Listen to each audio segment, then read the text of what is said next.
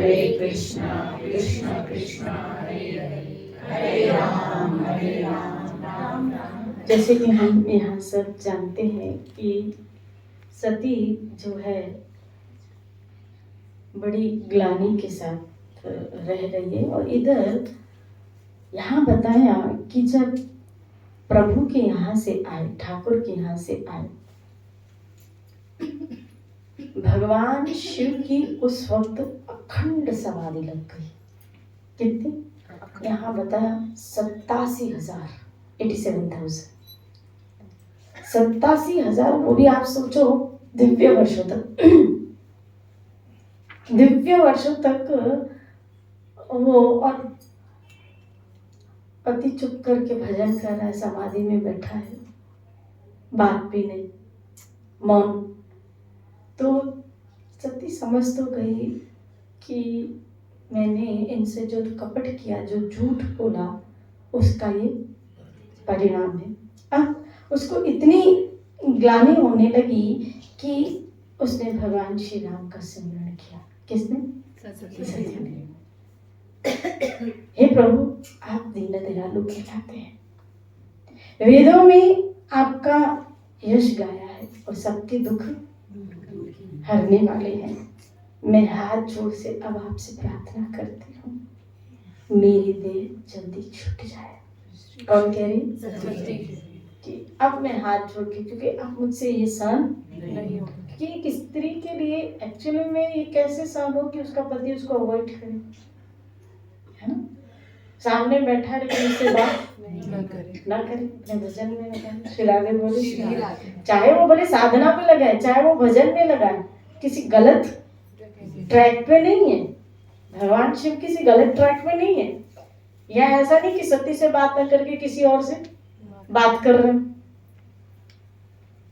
किसी और से बात कर रहे हैं, ऐसा भी नहीं है। भाई नंदी से बात करते हैं या अपने और गणों से बात करते हैं, लेकिन सती से बात नहीं, ऐसा भी नहीं। कि सती को इस बात का भी दुख ना हो, तो भगवान शिव ने कौन सा रास्ता अपनाया? समाधि। मैं किसी से बात नहीं करूँगा ताकि किसी को दुख ही, सती को दुख न हो। ये भी एक तरह से इनका छुपा हुआ सती के प्रति एक स्नेही तो था, स्नेही तो था। शिरादे बोले, और खाली यहाँ तक कि स्नेह नहीं, क्या कि जब वो समाधि भंग होती है तो फिर उसके आगे हरि कथाओं की चर्चा करना, ये भी एक तरह से उनका स्नेही तो था, स्नेह था।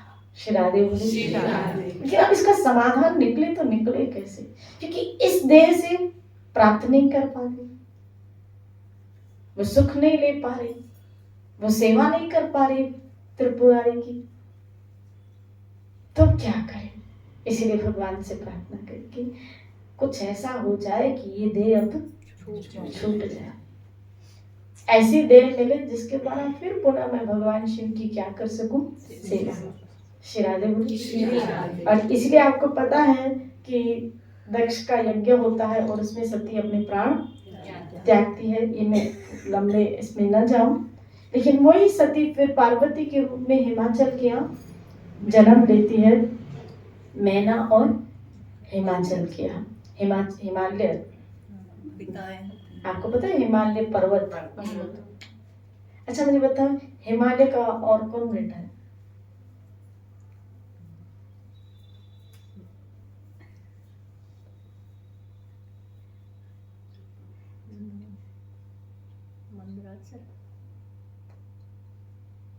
कौन बेटा है? गिरिराज जी तो नहीं है? हाँ गिरिराज जी। शिरादे बोले, शिरादे बोले, जब से हिमाचल के घर जन्मी तब से वहां सारी सिद्धियां और संपत्तियां छा गई, क्योंकि भगवान शिव का ही ध्यान करती हुई सती प्राण त्याग करती है और यही मन में वांछा रखती है कि नेक्स्ट बर्थ में भी मेरे पति। इसलिए कहती हूँ आपकी इच्छा ही आपके जन्म का, आपकी इच्छा ही, हमारी इच्छा ही हमारे जन्म का कारण बनती है। आप देखो कई जन्मों से कोई तो रिश्ता होता है। आज जो हमारे इर्द गिर्द लोग जुड़े हैं ना, इंसान इनका हमसे पिछले जन्म का भी कोई ना कोई तो नाता है, कोई ना कोई तो नाता है, कर्म का है, मानने वाली बात है। चाहे फिर वो पति के रूप में आया, चाहे फिर वो बच्चे के रूप में आया, सास ससुर के रूप में आया, कोई तो नाता है। लेकिन उसके पीछे अगर रही दो चीजें, एक इच्छा, आपकी स्वतः की इच्छा, और जो फिर आपने रैली हमने बनाते हैं कर्मों की, वो दो कारण जब मिलते हैं तब जीव का बर्थ होता है, जन्म होता है। इच्छा और कर्म, श्री राधे बोली। और यही दो मारने के लिए आध्यात्मिकता है। आप देखो आध्यात्मिक जीवन क्या है, इच्छा शून्य होना। अब जब तक इच्छा शून्य नहीं होंगे तब तक आपका आध्यात्मिकता आपकी पूर्णता में नहीं आएगी। दूसरा बोला सेवा करो या नहीं करो, तो मतलब क्यों? क्योंकि ये दो कारण है आपके जन्म के, आपके बर्थ के। इसलिए हमें किसी की सेवा, हम सेवा करेंगे लेकिन किसी की इच्छा नहीं करेंगे। सेवा करेंगे लेकिन इच्छा नहीं रखनी है, हमें सेवा की उम्मीद नहीं है, हमें सेवा की उम्मीद नहीं है। तो यहां सती ने क्या किया, इच्छा कि नेक्स्ट बर्थ में अगर मेरा पति बने तो शिव जी बने, और यही कारण बना मां अम्बा का, इसीलिए वो हिमालय की पुत्री बनके। लेकिन क्योंकि जब दिव्य विभूतियां किसी के यहाँ जन्मती है, जैसे श्रीमद् भागवत महापुराण में आया कि जब कौन थे, वसुदेव जी का जन्म हुआ, तब नभ में, आकाश में धुंदुभियां बजने लगी, फूल बरसने लगे। जब दिव्य विभूतियां नीचे अवतरित होती हैं तो दिव्य जगत में उत्सव मनाए जाते हैं।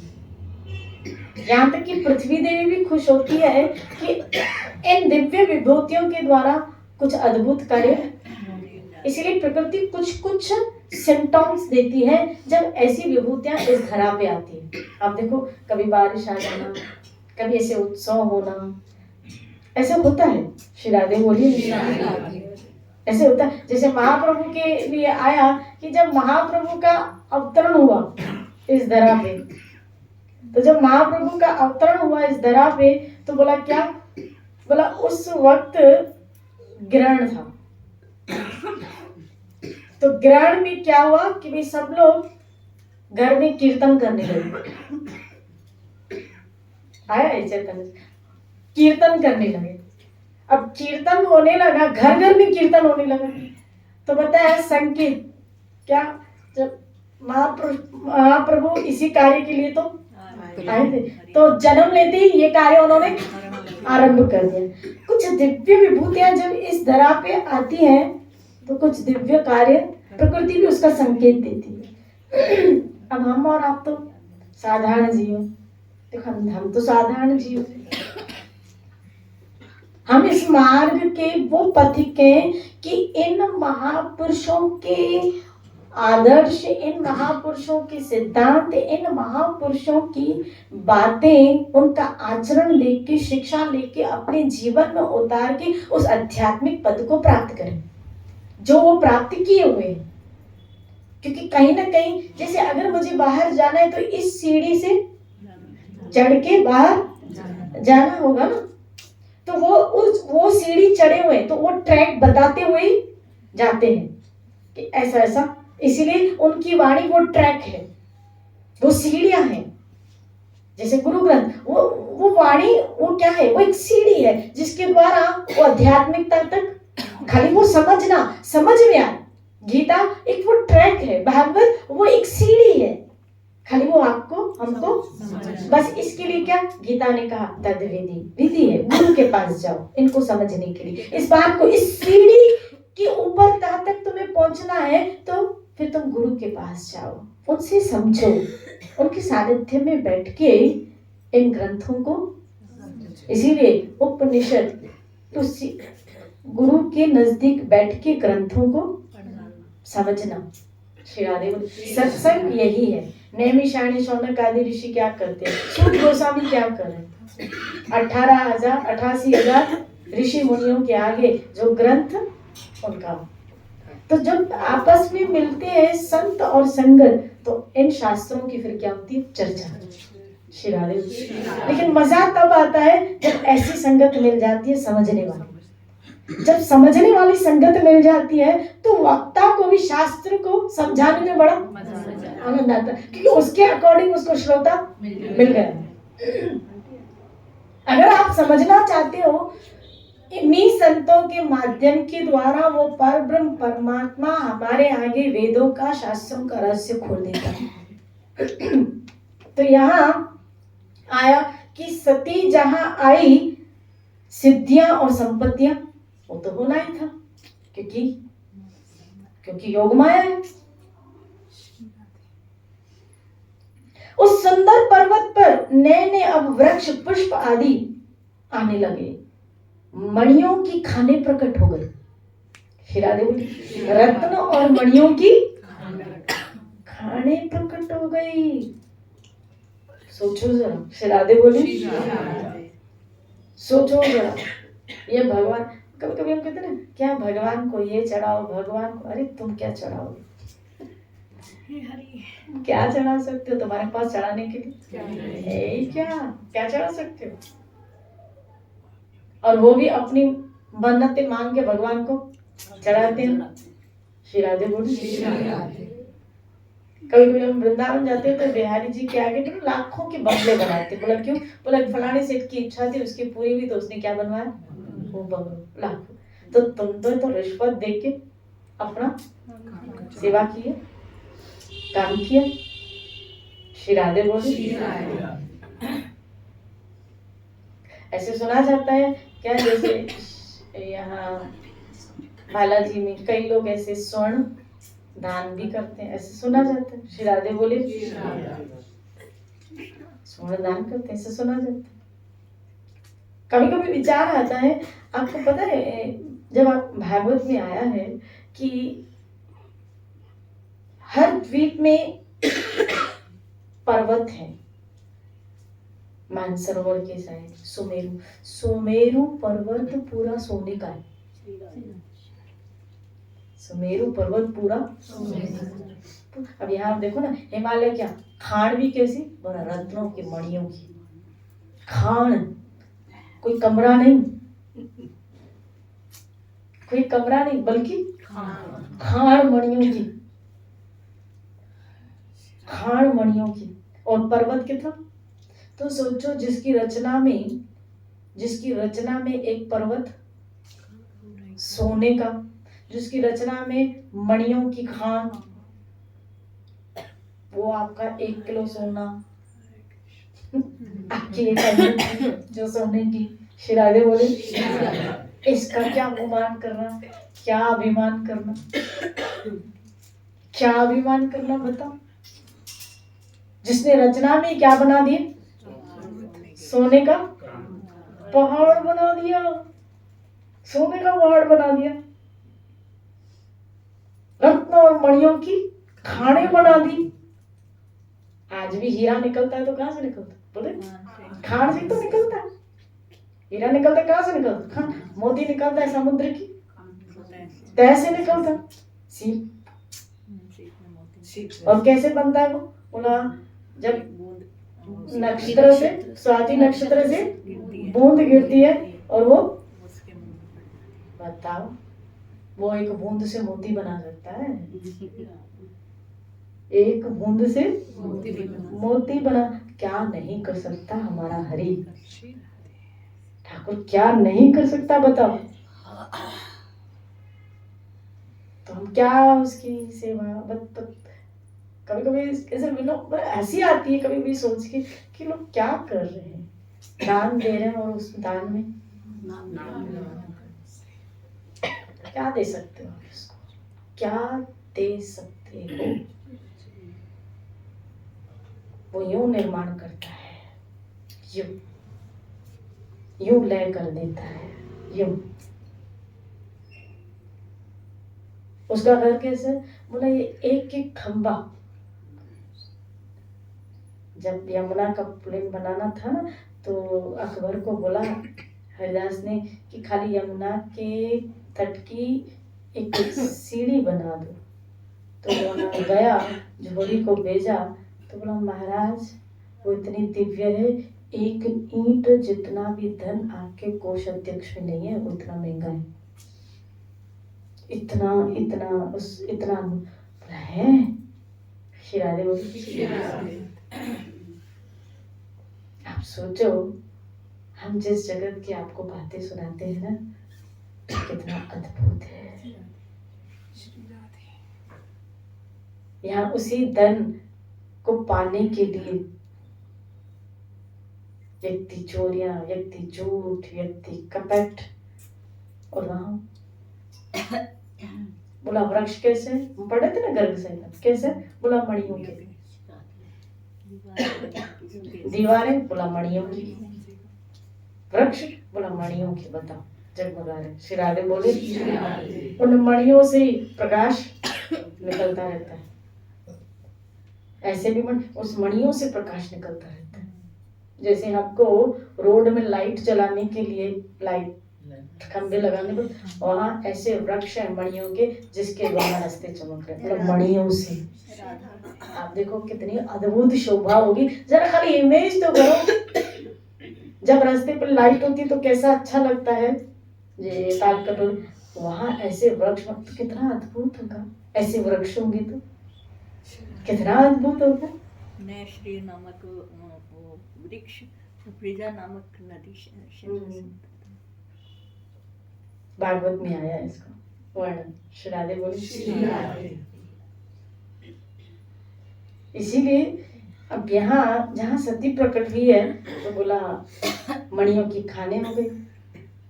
सारी नगरियां में पवित्र जल, ब्राह्मण सभी सुखी रहते। सब जीवों ने अपना स्वाभाविक वैर छोड़ दिया, क्योंकि जहाँ एक आध्यात्मिक एक रियल प्रेम होता है ना, वहाँ वैर नहीं होता, वहाँ द्वेष नहीं होता। याद रखना, महाप्रभु चैतन्य जब वनों के रास्ते से निकल रहे हैं, तो शेर, चीते, बकरी, हाथी सब आपस में मिलके उनके साथ नाच रहे हैं, कीर्तन कर। वहाँ वैर नहीं होता, वहाँ द्वेष, वहाँ ईर्ष्या, वहाँ जेलसी, ये सब नीचे है। ये गड़बड़ियां सब नीचे ही है। ये जगत के, तभी तो गीता में कृष्ण ने कहा तुम्हें राग और द्वेष से मुक्त होना है। तुम्हें राग और द्वेष से, तुम्हें सुख और दुख से, इस द्वंद से, यहाँ द्वंद है, उस जगत में द्वंद नहीं है, वैर नहीं है, कोई किसी से वैर। अच्छा मुझे बताओ, वैर किन चीजों को लेते हुए होता है?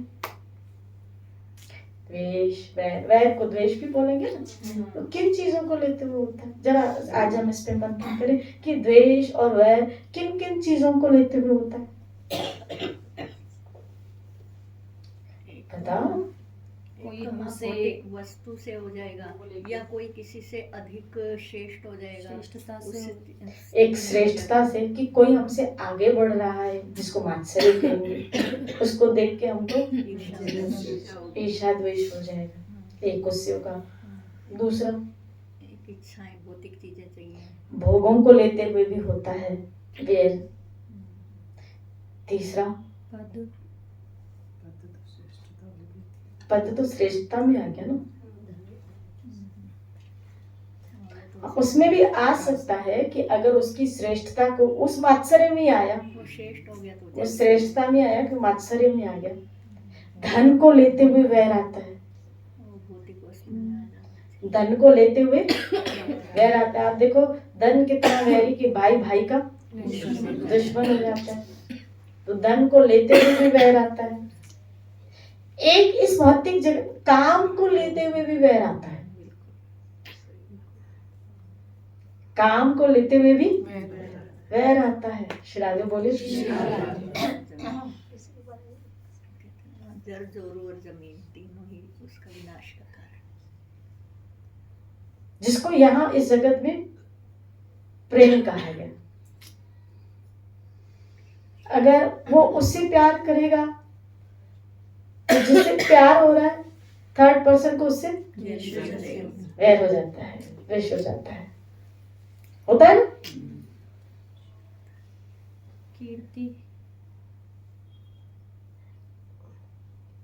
कीर्ति वह नहीं, कीर्ति तो दिमाग खराब कर देती है, अहंकार पैदा करती है। किसी की कीर्ति किसी और, वो मात्सर्य में आके, भाई जिसकी कीर्ति बढ़ रही है उसको देख के हमको क्या आया, हमें जेलसी हो गई, तो ये मात्सर्य में आके। किसी की श्रेष्ठता मतलब देख के ऊपर जा रहा है तो हमको क्या आ गया, उससे मात्सर्य हो गया, हमें द्वेष आ गया।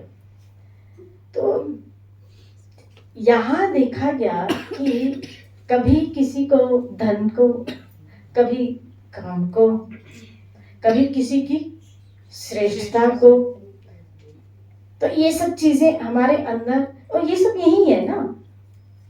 अब ऊपर क्या है, अब धन इतनी मात्रा में है, इतनी मात्रा में है कि आप देख देख के अंधे हो जाओ। श्री राधे बोली, कोई वैल्यू, कोई मूल्य उसका वहां उस जगह पे है ही नहीं।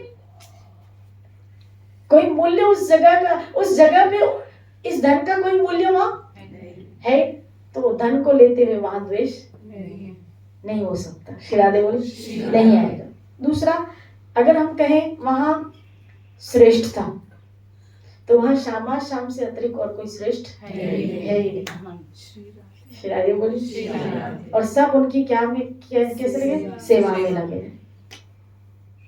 और वहां ये पद्धति नहीं है कि किसी को गिरा के वहां तू आगे जा। प्रिया जी को कहते हैं आप, तो वहां सेक्रीफाइस है, वहां देने का भाव है। और जब तक ये भावनाएं हमारे अंदर नहीं आएंगी ना, इधर प्योरिफिकेशन का मतलब क्या है, बोलते ना यहाँ बिल्कुल प्योरीफाई होके फिर ऊपर, तो प्योरिफिकेशन का मतलब क्या है कि ये चीजें पहले हमको यहाँ छोड़नी पड़ेगी, हमें निकालनी पड़ेगी, समझ के भी, और वो पावर लाना पड़ेगा आध्यात्मिकता का, कि जिसके द्वारा हम इन चीजों को निकालने में समर्थ हो सके। समझ में आ रहा है कुछ कि ऊपर से जा रहे हैं? श्री राधे बोली, पता नहीं क्यों अब इन दिनों ऐसी बातें निकल रही। श्री राधे बोली, ये सब जो यूं कहो कि जो ऊपर चलने की तैयारी में लगे हुए हैं, उसको फिर यहाँ थोड़ी अपने मन के ऊपर मेहनत करनी पड़ेगी। जिनको इच्छा है भगवान के साथ रहने की, उनके धाम में रहने की इच्छा है, ऑफ कोर्स होनी भी चाहिए। और उस दिव्य जगत में, जैसे अगर यहाँ कोई किसी जगह की आपको महिमा करे, बताए, तो जरूर हमारे अंदर इच्छा होगी कि उस जगह को हम देखें। जैसे श्रीमान हमारे माननीय आदरणीय मोदी जी अपने राजस्थान, अपने जयपुर में आए, तो इच्छा हो रही थी क्या उनको, और कई लोग गए। जब एक इस राष्ट्र की दिव्य विभूति को देखने के लिए इतनी भीड़, तो बताओ मेरे ठाकुर क्या कहना फिर उसको, क्या बोले फिर उसके। श्री राधे बोले, हमारे यहाँ जयपुर में दूर दूर से लोग आते हैं, और जयगढ़, नारगढ़, बोला क्या ये देखते हैं ना, ये कौन क्या है भाई, राजाओं के, बोला फोर्ट है, किले हैं, बोला इसमें पहले राजा, अरे वो भी देखने के लिए दूर दूर से लोग यहाँ आते, बोला पहले के राजा यहाँ, हालांकि अभी देखा जाए तो, बोला मत माना, लेकिन अगर देखा जाए तो बहुत काल से अगर वो घर बंद पड़ा हो और वहां से व्यक्ति चला गया हो, तो फिर तो वहां यानी भूत घर को भी देखने लोग जाते हैं ना, और वहां क्या निकाल के आते हैं, बोला फोटोज निकाल के आते हैं। भूत घर को भी देखने वहां जाते हैं, क्योंकि बहुत काल से अगर कभी कभी कोई मकान हम लेते हैं और बहुत काल से बंद हो तो फिर हम उसकी क्या करवाते हैं, पूजा। सेंटर भी नहीं करते, वहां रहते भी नहीं, बाबा जाम टाइम घर बंदा शिरादे बोली। तो यहाँ ये राजा तो कब के चले गए, कब के चले गए, और हम उनको, मैं आज तक नहीं गई हूँ देखो भूत कर दूर से इनको देखती, शिरादे बोले, शिरादे बोले।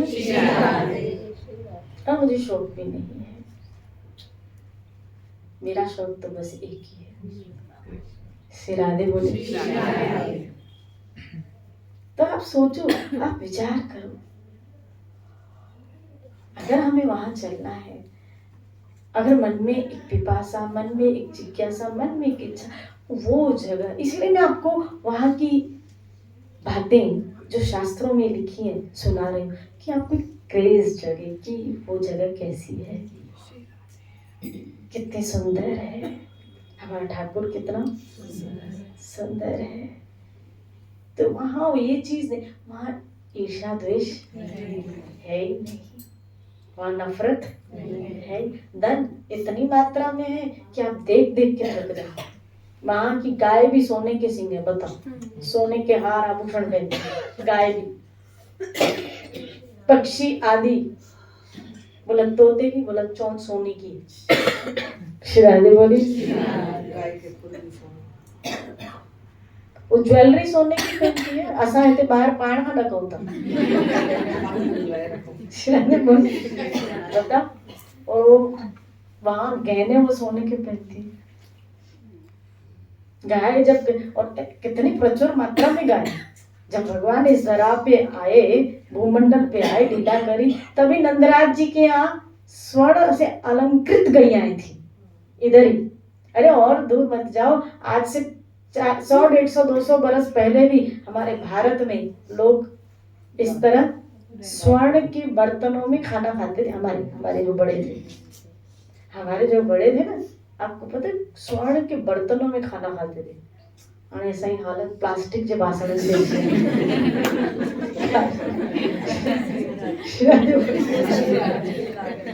कभी सोचती हूँ, शिरादे बोली, स्वर्ण के बर्तनों में खाना, और सोचो स्वर्ण के बर्तनों में खाना, और मांझने वाले सोने बासण मांझ भी कितना शान लगे कि बर्तन को घिसने वाले प्लास्टिक जब बासण में कट्टे करे टोटो तक टोटो कांच के यूज करे या और ज्यादा हाथ मार के तीन मारा तो स्टील का, स्टील। और मेहमान आ गए फिर तो डिस्पोजल, फिर तो डिस्पोजल लो, वो तो बेचारा प्लास्टिक का भी भयो। शिरादे बोली, हाँ सोचो जब 200, 250, 300 बरस पहले ये स्थिति थी कि स्वर्ण के बर्तन, तो फिर वहां क्या होगी, उधर क्या होगा, सब दिव्य है वहां, सब दिव्य है। इसलिए वहां की जब विभूतियां नीचे अवतरित होती है तो भी यहाँ वो दिव्यता दिखती है। इसलिए माँ भवानी अगर हिमालय के यहाँ आई है तो दिव्यता दिख रही है हिमालय की यहाँ। और इतनी सुंदर पार्वती जी, उनका इतनी सुंदर, पार्वती के घर आने से पर्वत, क्योंकि वो पर्वत राज की पुत्री इसलिए इसका नाम पार्वती पड़ा। शोभामान हो रहा है जैसा राम भक्ति को पाकर भक्त शोभामान होता है। उस पर्वतराज के घर नित्य नए नए मंगल उत्सव होते थे। शिरादे बोले। नारद जी जब ये समाचार सुने तो कौतिक कहीं से हिमाचल के घर आए और पर्वतराज ने उनका बड़ा आदर किया। अब ध्यान से सुनना, क्योंकि